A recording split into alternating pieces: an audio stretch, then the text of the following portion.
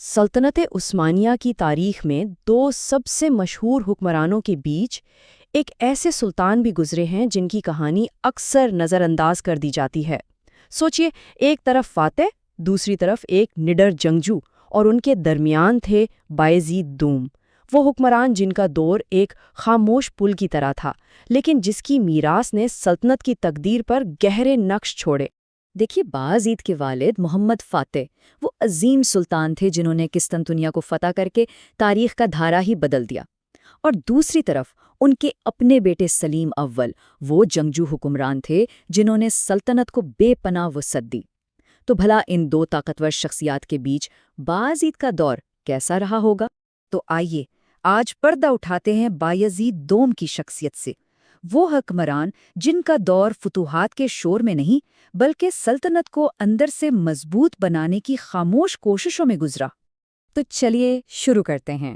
سلطان محمد فاتح جیسے عظیم حکمران کے بعد تخت پر بیٹھنا کوئی معمولی بات نہیں تھی۔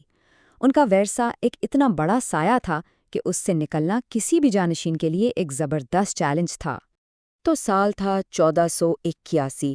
جب بایزید تخت پر بیٹھے تو انہیں وراثت میں ایک وسیع سلطنت تو ملی، لیکن اب اصل چیلنج نئی فتوحات کا نہیں بلکہ اس پھیلی ہوئی سلطنت کو جوڑ کر رکھنے کا تھا۔ سوال یہ تھا کہ کیا وہ اپنے والد کی طرح مزید جنگیں لڑیں گے یا کوئی اور ہی راستہ اپنائیں گے؟ بایزید کے لیے پہلا اور سب سے بڑا خطرہ کوئی بیرونی دشمن نہیں تھا، بلکہ ان کا اپنا خون، ان کا سگا بھائی تھا۔ ان کے دور حکومت کا آغاز ہی ایک ایسی خاندانی جنگ سے ہوا جس نے سلطنت کی بنیادوں کو ہلا کر رکھ دیا۔ بایزید کے بھائی جم نے تخت کا دعویٰ کر دیا، اور اس کے بعد جو ہوا وہ کسی سیاسی ڈرامے سے کم نہیں تھا۔ شکست کھانے کے بعد جم یورپ بھاگ گئے، جہاں وہ سالوں تک عثمانیوں کے خلاف ایک زندہ ہتھیار بنے رہے۔ اس اندرونی کشمکش نے بایزید کے ابتدائی دور کو پوری طرح اپنی لپیٹ میں لے رکھا تھا، اور انہیں اپنی تمام تر توجہ طاقت کو مستحکم کرنے پر مرکوز کرنی پڑی۔ خیر، جب بھائی کا خطرہ ٹل گیا تو بایزید نے تلوار کو نیام میں رکھا اور سلطنت کی تعمیر پر توجہ دی۔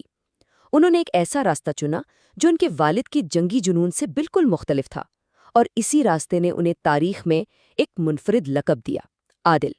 بایزید کی حکمرانی کا اصل جوہر جنگ کے میدان میں نہیں بلکہ انتظامی اصلاحات میں نظر آتا ہے۔ انہوں نے اپنی توانائی ایک منصفانہ نظام قائم کرنے، فن و ثقافت کو فروغ دینے اور سلطنت کے انتظامی ڈھانچے کو مضبوط بنانے پر لگائی۔ یہی وجہ ہے کہ تاریخ انہیں فاتح نہیں بلکہ بایزید عادل یعنی انصاف کرنے والے کے نام سے یاد کرتی ہے۔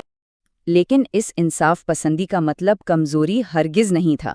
جب بھی ضرورت پڑی، بایزید نے سلطنت کی سرحدوں کا بھرپور دفاع کیا۔ انہوں نے وینس اور پولینڈ جیسی بڑی طاقتوں کو شکست دی، لیکن ان کی جنگوں کا مقصد سلطنت کو پھیلانا نہیں بلکہ اس کے استحکام کو یقینی بنانا تھا۔ اب آتے ہیں بایزید کے دور کے ایک سب سے اہم اور شاید سب سے مشہور واقعے کی طرف۔ ان کا ایک ایسا فیصلہ جس نے نہ صرف ہزاروں جانیں بچائیں بلکہ سلطنت عثمانیہ کی تاریخ پر بھی ایک گہرا اور ہمیشہ رہنے والا اثر ڈالا۔ سال تھا 1492۔ اسپین میں فرڈینینڈ اور ایزابیلا کی حکومت نے ایک تاریخی فرمان جاری کیا جسے الحمرا فرمان کہتے ہیں۔ اس کے تحت مسلمانوں اور یہودیوں کو حکم دیا گیا کہ یا تو وہ اپنا مذہب بدل لیں یا ملک چھوڑ دیں۔ ہزاروں لوگ ایک ہی رات میں بے گھر ہو گئے۔ اس بحران کے جواب میں بایزید کا رد عمل تاریخ ساز تھا۔ ایک طرف اسپین لوگوں کو نکال رہا تھا تو دوسری طرف بایزید اپنا بحری بیڑا انہیں بچانے کے لیے بھیج رہے تھے۔ انہوں نے پوری سلطنت میں ان پناہ گزینوں کے کھلے دل سے استقبال کا حکم دیا۔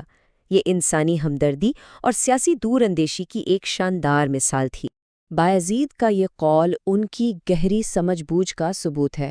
وہ جانتے تھے کہ اسپین اپنی سب سے بڑی دولت یعنی اپنے ہنرمند عوام کو ملک سے نکال رہا ہے۔ انہیں معلوم تھا کہ یہ تاجر، دانشور اور کاریگر سلطنت عثمانیہ کے لیے ایک انمول تحفہ ثابت ہوں گے، اور تاریخ نے ثابت کیا کہ وہ بالکل صحیح تھے۔ اور اس فیصلے کے نتائج واقعی حیران کن تھے۔ یہ پناہ گزین اپنے ساتھ نئے علوم، فنون اور تجارت کے طریقے لائے، یہاں تک کہ سلطنت کا پہلا پرنٹنگ پریس بھی 1493 میں انہی لوگوں نے قائم کیا۔ بایزید کی انسان دوستی محض ایک نیک کام نہیں تھی، یہ ایک ایسا فیصلہ تھا جس نے سلطنت کو ثقافتی اور معاشی طور پر مزید امیر کر دیا۔ لیکن ستم ظریفی دیکھیے، جس حکمران نے اپنی پوری زندگی امن و انصاف قائم کرنے میں گزاری، اس کا اپنا انجام بہت پرتشدد اور افسوسناک تھا۔ بايزيد کے دور حکومت کا خاتمہ ایک ایسی کہانی ہے جو خاندان، اقتدار اور دھوکے کے گرد گھومتی ہے۔ یہ سوال ہمیں ان کے آخری دنوں کی طرف لے جاتا ہے۔ جو امن انہوں نے برسوں میں قائم کیا تھا، وہ خود ان کے اپنے بیٹوں کے ہاتھوں بکھرنے والا تھا۔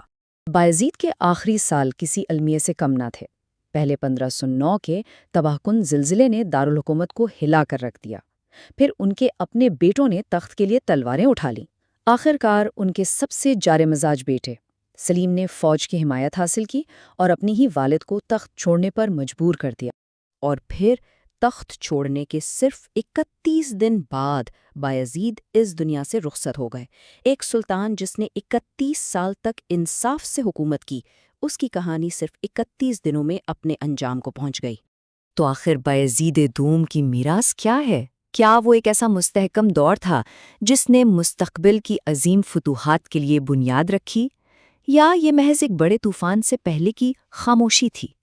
ان کا دور حکومت آج بھی تاریخ کے طالب علموں کو یہ سوچنے پر مجبور کرتا ہے کہ ایک عظیم حکمران کی اصل پہچان کیا ہے، بے پناہ فتوحات یا ایک مستحکم اور منصفانہ سلطنت؟